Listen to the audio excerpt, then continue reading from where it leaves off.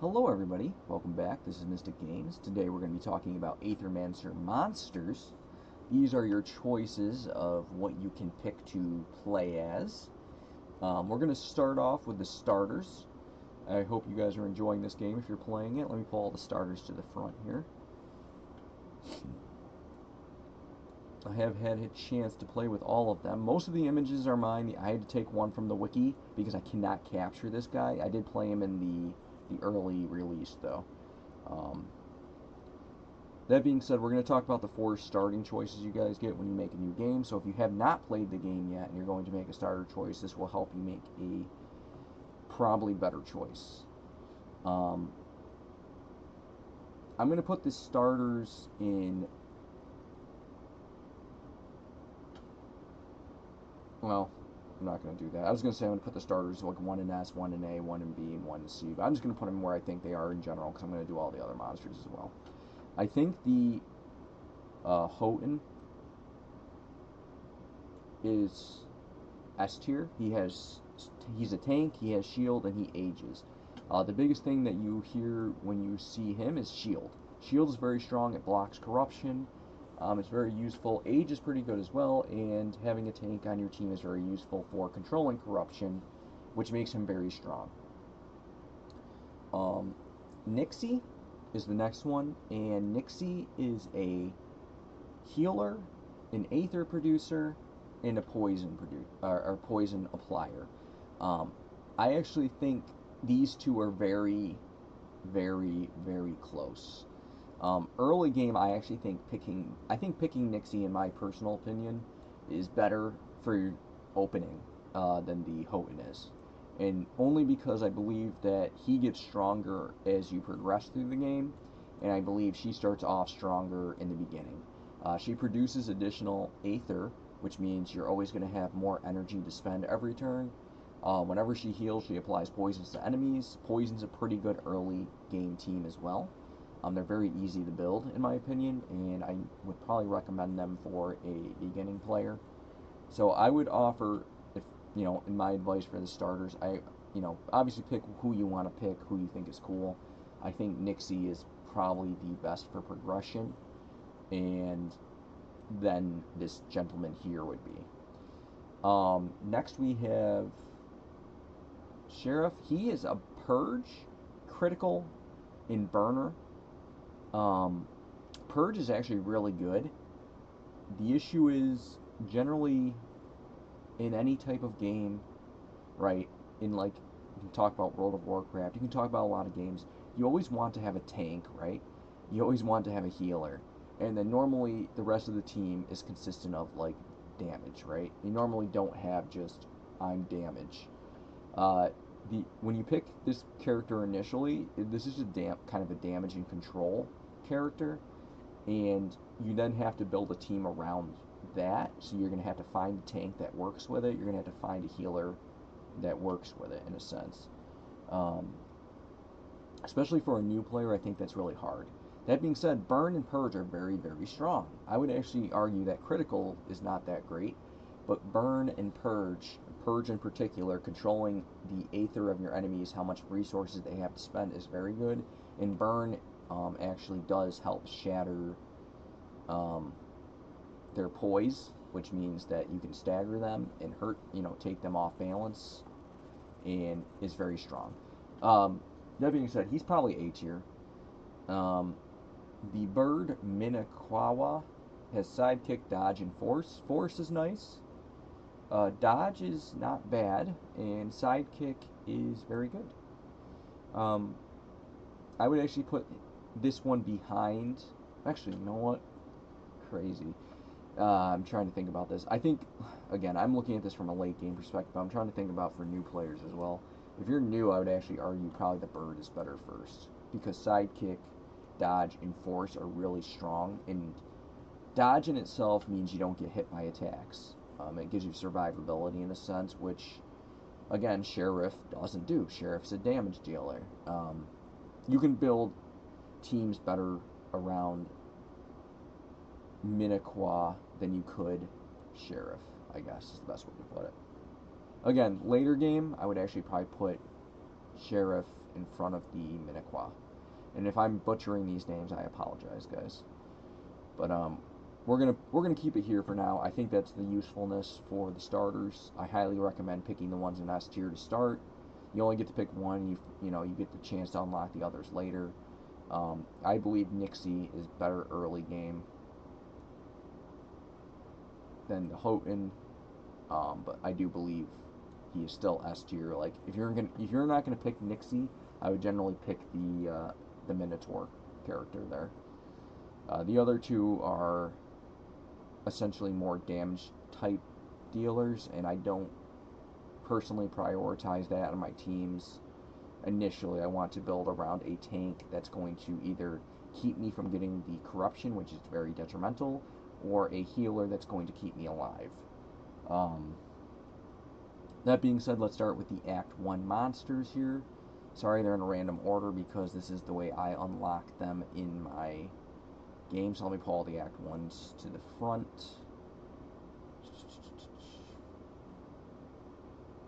There are quite a few Act 1 monsters that are very nice to have. We'll even pull the secret monster from Monster Sanctuary to the front as well. Big fan of Monster Sanctuary. If you guys want to watch some of that, I think I have videos. Oh, you know what? I don't think I ever did videos on Monster Sanctuary. Now that I'm thinking about it, Monster Sanctuary is a game that these developers made as well. Very good game. If you haven't played it, check it out.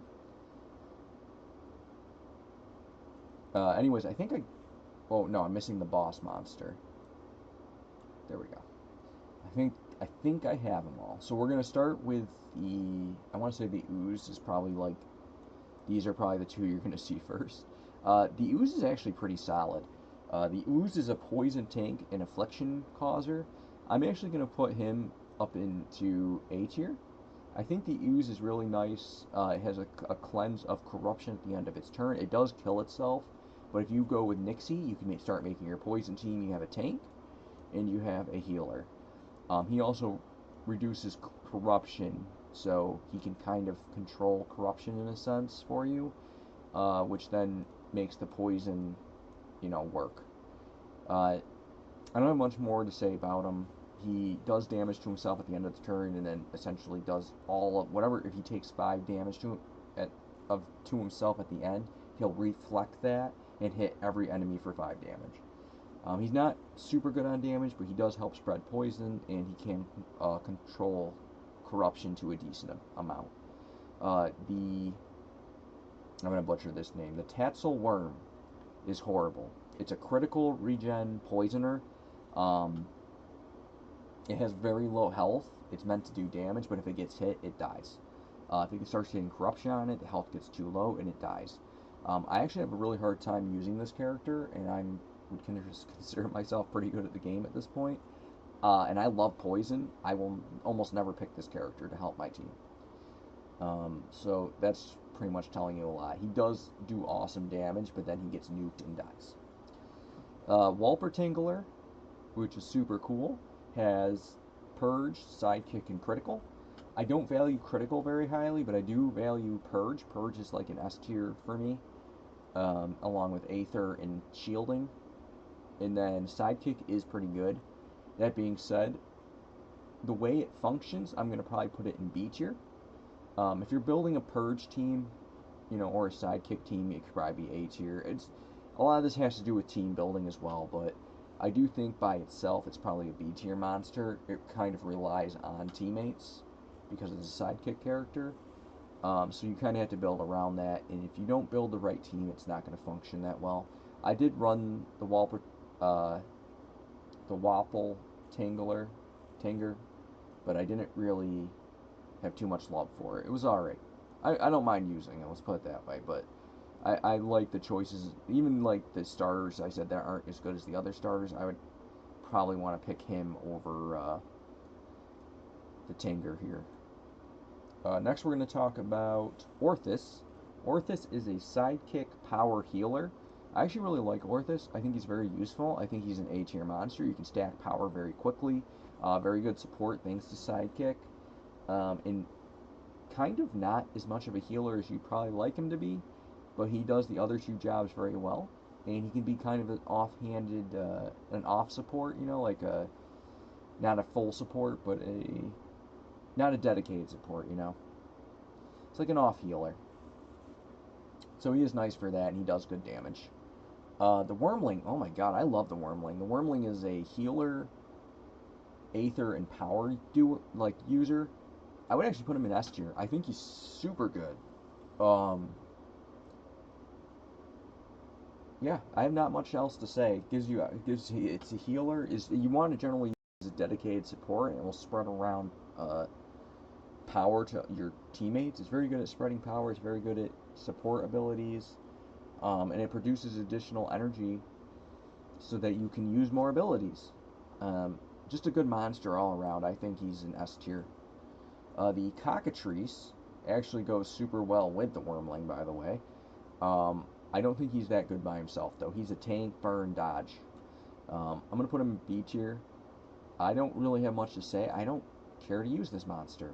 Um, I don't value dodge that highly if you, as a tank, right? The tank, in my opinion, should be providing shield, not dodge. Dodge is like a backup. Um, if shield is S tier, dodge is like A tier, right? Because eventually you are going to get hit and you're going to get corruption. Shield can generally be better than dodge. Not that they're not both good. I just think shield's better. I want my tanks to generally have shield. Burn is nice. I do like burn, um, but not enough to sacrifice for a shielder. So then we have the Mandragora. This is a heal, regen, and weaken. I'm actually going to put this in C tier, and it's not by any means a bad monster. I just don't like the. You don't really need to have heal and regen together. It's a weird combination. Regen to me is not that powerful. I just don't think there's enough regen support. I think that's part of it right now. I don't think there's enough good monsters that have regen support. Um, that being said, I have not. I've done a lot of different teams, but I've not done like a full regen team, so maybe that's where I'm missing out. Weakness is helpful. It reduces damage. So this is a very, supporty unit, but most of the time you would just want to take out the enemy team or control the Aether the enemy team has, and remove them from the fight before they can actually do anything. So it's like in a weird position where it has usefulness and it seems like it'd be really good, but it's just not as good as you would think it would be. I will say before they added Nixie to the game, I used this as my healer for my poisons teams a lot of the time. Next, we're going to talk about Cat Zerker. This is from Monster Sanctuary. This is one of the monsters they pulled. Cat Zerker is a critical regen sidekick. Again, I don't value critical that high because there is force, and force I think is better. Regen I don't value high because it is, healing you after the fact, and sometimes you die because of that. And then it has Sidekick. Sidekick is pretty good. That being said, where would I put it? I'd probably put it in B tier. It is a very, very good attacking monster. I generally focused on a crit run when I ran it, but it was weird because I ended up going with like a force team to essentially force crit with it, because you can't guarantee a critical strike with the monster without having force. I feel like force is S tier, comparatively to crit, right? If you're going to put them in a tier list. So the Cat Zerker is probably a B tier for me. The Warden is actually pretty interesting. It's a tank, but it has weakness and purge. I would put this in A tier. For tank, I do think it is better than the Cockatrice because it has purge on it, and I value purge more than I value dodge or burn. And then weakness is, for a tank, is actually pretty decent because you can, weaken the enemy from killing your team. So the Warden goes there. Next, we're going to do the second act because that's where we're at the moment. We have the Gargoyle for the second act. I know he's second act. He's second act. Grimoire is great. Second act. Second act. Second act. Ooh, Nosferatu. It's one of my favorites. Doesn't mean he's really good though. There are better options. I think that's it. I think that's Act 2 right here.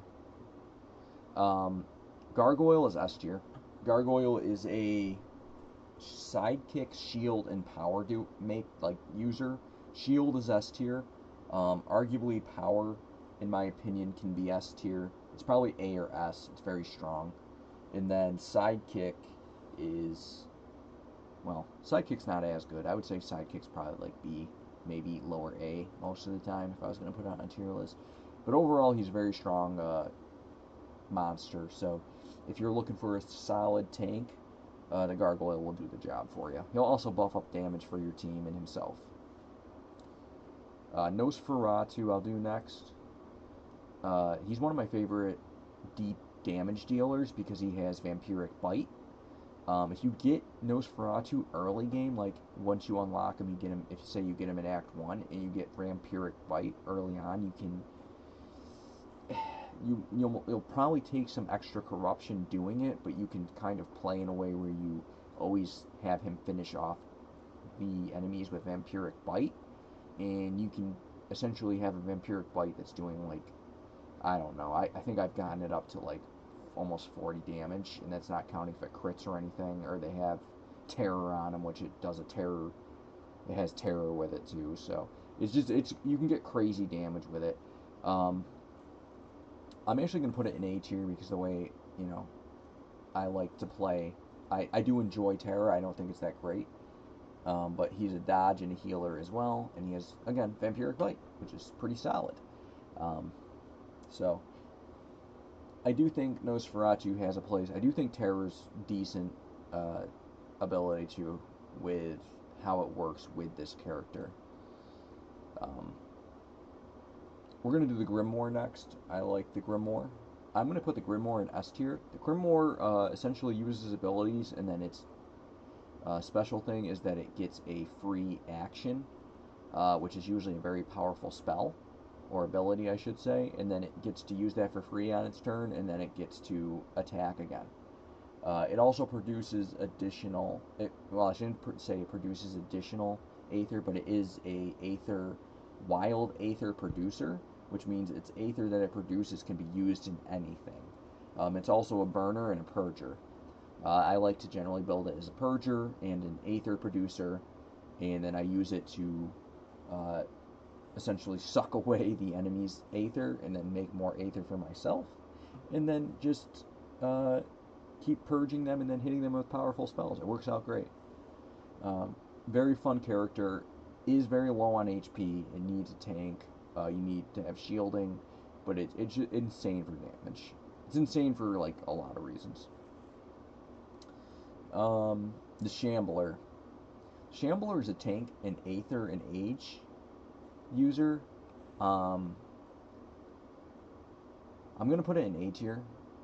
I'm not really putting A tier in order. Maybe we can do that at the end. I'll go through really quick and I'll put the monsters in the order I believe that they are for what tier they're in. I do think the Shambler's an A tier. He's an Aether producer. He has Age, and he's a tank.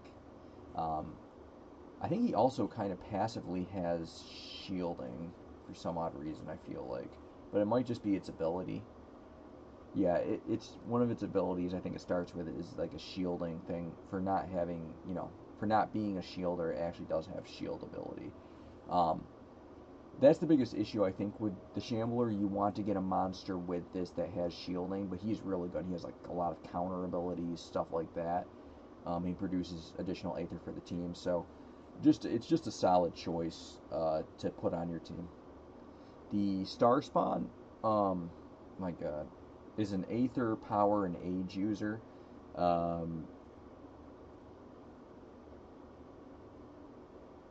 I almost want to put it in S tier, but I feel like it's A tier monster. It can be S. Oh my god, it's very dependent on the understanding of this monster. I think if you're a versed player, the Starspawn can be very powerful. I think for the average player, it's probably A tier. You really need to pay attention to the choice of Aether it picks every turn, and then try to play around it. Works well with like Aether teams like the Grimoire and stuff, and I'm a big fan of Aether teams because having more resources means you can do more things, which means you're going to be more consistent with your victories.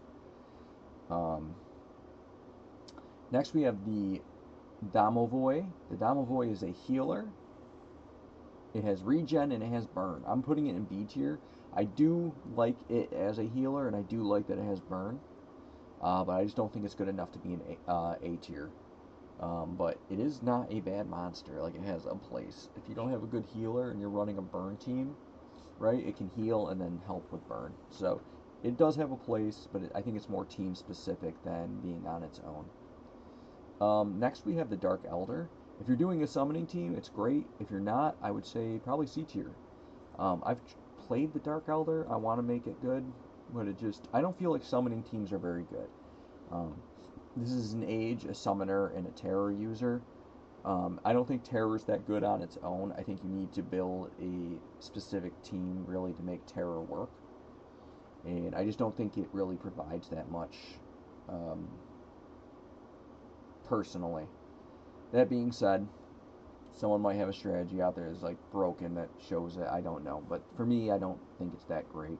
I've tried to use it with summoning teams in particular, and I just didn't seem like it was that useful. I feel like there's other teams I feel like Poison, Burn, and Purge teams are really nice for control, and then you like having a shielder and healer is just more beneficial than those things. And I also like power more than I do like summoning. So Age can be really good, but you have to build it right. Uh, Next, we're going to talk about Mephisto. Mephisto's Affliction, Terror, and Burn. Um, but it is a damage dealer. I'd put it in A tier. I think it's a kind of a worse version of the starter here, because he has Purge and Burn. I'd rather have Purge than Terror and Affliction, but I do think it has a place. It's really fun to run with Nosferatu. Normally, if I run Nosferatu, I like to run him as another damage, and then I get a tank or support to work with these two. But you can stack. I used to use him to stack Terror, which increases damage. Then use Vampiric Bite to help him build up Vampiric Bite. Um, it was just a really good. And then I gave him some, attack abilities as well. So once he had enough Vampiric Bite, that he could actually do damage and help as well. Which works well on bosses too, Terror. So we're going to talk about Act 3 next. We have everybody that's left is Act 3. We have, we'll go with the Naga. The Naga's S tier. He counters, so he's a tank, has shield, and has force. I think both shield and force are super nice. It kind of works as it's a sword and board, actually. It's a spear and board, specifically for it, but it will deal damage, and it will take hits. It's just a solid monster. It works well with other monsters that provide shield as well. You can kind of do like a shielding team with it and still have damage because of this monster. It just works well. It's good with almost every team. It can be a solid tank because it has shield, and because it's applying force to itself and its allies, it can increase your damage output. It's just really an all-around solid monster to choose from. I would actually say it's probably stronger than the Gargoyle and the Houghton, the giant minotaur creature there. Next, we'll talk about the Sphinx. If you're running a summoning team, you need the Sphinx, but I don't think summoning is that strong. I'm putting summoning in C. Pretty much if you're a summoner, you're probably going in C tier right now. I just don't think summons are that good. Clone summoning cuts the cost in half. I feel like they need to do something better with that. To get summons on the board, you only want to have one clone summoning, but you can get multiple choices. I'm talking about traits. But it's a weird. I'm not a big fan of summoning. If someone can show me how summoning works and send me a video of, like a really good summoning team, like getting it to pop off, I'm more than willing to give it a shot. We're going to talk about Emmet next. Emmet's a tank, summoner, and regen. Both summoning and regen to me are just not that good, and there are better tanks. Why would I not pick the Naga? Why would I not pick the Gargoyle? There's just better options. Unless I was running a summoning team, I'm not picking this character. And then last but not least, we have the hand for the summoning team, because I'm going to do it all summoners right now. Age, weakness, and summon. The funny thing about this is there actually is. I normally don't run this as a summoner, so that's probably why. But this does have usefulness. I think this is a B tier or an A tier monster, depending, because if it's a like kind of its passive trait, which is to, let me see if I can find that really quick. When it gains aging at the end of your turn, if it has 3 aging, it triggers an attack, and then applies weakness. So it essentially controls the enemy, um, and it does a damaging ability if it has aging on it. That can be very useful. So I generally use this as an ager, and then I build it up for damage, and then it applies weakness, which allows my team to take less damage, which works well with shielders and stuff. That being said, the summoning on it is almost useful to the extent of an additional hit, but that's about it. The last 3 monsters here are very interesting. So the Medusa, I think, is S tier. For a new player, it's probably B tier. You need to understand how the Medusa works to make it work, but it's really solid on poison teams. You can run it on terror teams too, like what I was talking about with this. You just won't have any healing, which is dangerous, and you wouldn't have any shields, which is dangerous, so I wouldn't recommend it. I do think I ran that once, and I had to build it in a way where they would kill everything before they even really got to go.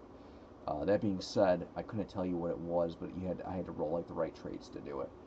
But it's a very strong character. Its passive is like it does like an attack. Anything that gets like a free attack is generally really strong. It retaliates, cleanses itself from 1 debuff.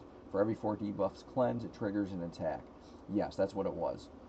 So you remove the debuffs, it attacks all enemies and applies 4 affliction, which means it just stacks terror, burn, or poison, or whatever you're using.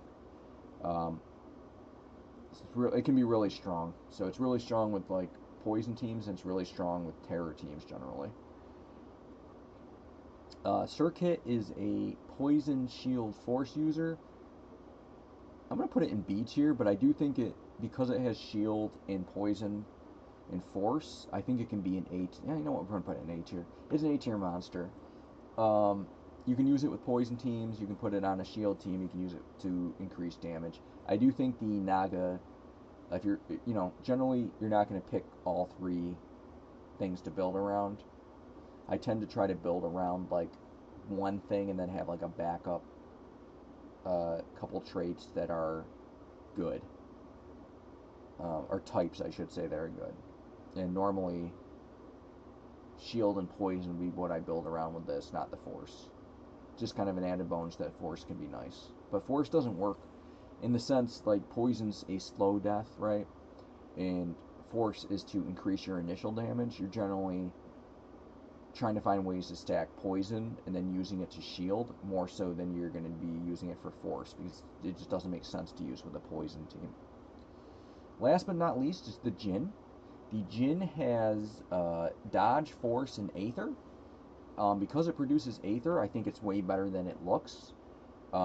Originally, when I looked at this monster, like, this monster doesn't do anything, but it also has a lot of one-hit abilities where it will just, if you have force on it, it will crit and deal a ton of damage. It will also never run out of force because it usually only hits once. That being said, when you need to fight bosses where you want to break their poise, it's not as good.